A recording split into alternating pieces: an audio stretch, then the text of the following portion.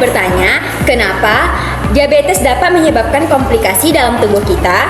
Ternyata, bukan hanya kadar gula darah yang tinggi yang menjadi penyebabnya, tetapi juga adanya stres oksidatif akibat radikal bebas yang merusak sel-sel dalam tubuh kita.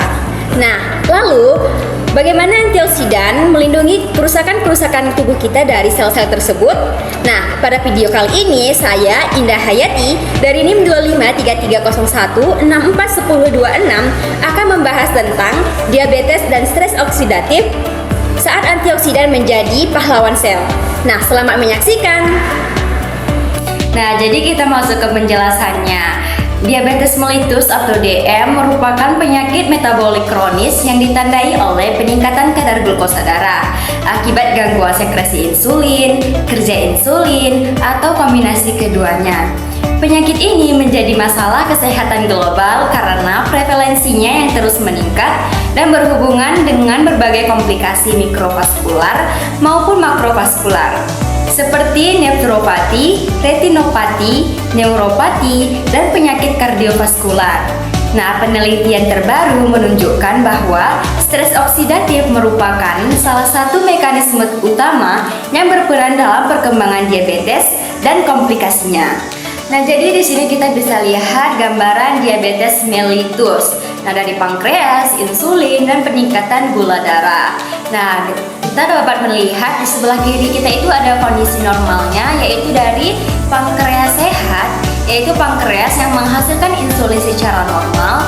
Kemudian insulin berperan sebagai kunci yang membentuk pintu sel. Nah, kemudian itu terbentuklah sel tubuh atau insulin membuka reseptor pada sel sehingga glukosa dapat masuk. Nah, masuklah glukosa ke sel tubuh kita dan glukosa masuk ke sel sehingga digunakan untuk atau sebagai sumber energi dan terbentuklah energi kita. Nah, selanjutnya di sebelah kanan ini kita dapat melihat bahwa diabetes mellitus. Nah, dimulai dari pankreas yang bermasalah, pankreas menghasilkan insulin sedikit atau tidak cukup. Nah, kemudian insulin berkurang atau resistensi insulin. Nah, insulin sedikit atau sel tubuh tidak merespons insulin dengan baik sehingga sel tubuh atau reseptor insulin tidak terbuka dengan baik. Glukosa sulit masuk ke dalam sel. Nah, sehingga glukosa ini menumpuk di dalam darah kita dan glukosa tidak dapat masuk ke sel dan menumpuk dalam darah. Nah, sehingga terjadilah hiperglikemia atau gula darah tinggi dan menyebabkan diabetes mellitus. Nah, selanjutnya kita masuk ke konsep stres oksidatif pada diabetes mellitus. Nah, stres oksidatif adalah kondisi ketika produksi reaktif oksigen spesies atau ROS atau radikal bebas melebihi kapasitas sistem antioksidan tubuh. Pada penderita diabetes, hiperglikemia kronis menyebabkan peningkatan pembentukan ROS melalui berbagai jalur seperti jalur foliol, pembentukan advanced glycolysion end products atau AGES, aktivasi protein klinase C atau PKC, serta peningkatan aktivitas rantai transport elektron di mitokondria. Nah, akumulasi ROS yang berlebihan mengganggu keseimbangan redoks sel dan memicu kerusakan jaringan. Nah, selanjutnya kita masuk ke mekanisme kerusakan akibat radikal bebas. Nah, radikal bebas yang berlebihan dapat merusak berbagai komponen sel termasuk lipid membran, protein, dan DNA. Nah, pada pankreas, ROS menyebabkan disfungsi dan apoptosis sel beta sehingga produksi insulin menurun. Selain itu, ROS menghambat jalur pensinyalan insulin pada jaringan perifer, menyebabkan resistensi insulin yang semakin memperburuk hiperglikemia. Nah, kondisi ini membentuk suatu siklus patologis di mana hiperglikemia meningkatkan ROS dan ROS selanjutnya memperparah gangguan metabolisme glukosa. Nah, selanjutnya masuk ke antioksidan sebagai pahlawan sel. Nah, kenapa sih antioksidan ini sebagai pahlawan sel? Nah, ini dia kita bahas. Radikal bebas yang berlebihan dapat merusak berbagai komponen sel, termasuk lipid, membran, protein, dan DNA. Pada pankreas, ROS menyebabkan disfungsi dan apoptosis sel beta, sehingga produksi insulin menurun. Selain itu, ROS menghambat jalur pensinyalan insulin pada jaringan perifer yang menyebabkan resistensi insulin yang semakin memperburuk hiperglikemia. Nah, kondisi ini membentuk suatu siklus patologis di mana hiperglikemia meningkatkan ROS dan ROS selanjutnya memperparah gangguan metabolisme glukosa. Ya, di sini kita akan membahas sumber antioksidan dan perannya dalam manajemen diabetes. Nah, sumber antioksidan itu dari mana dan perannya dalam manajemen diabetes itu apa? Nah, di sini kita bahas. Oke, antioksidan dapat berasal dari sumber endogen maupun eksogen.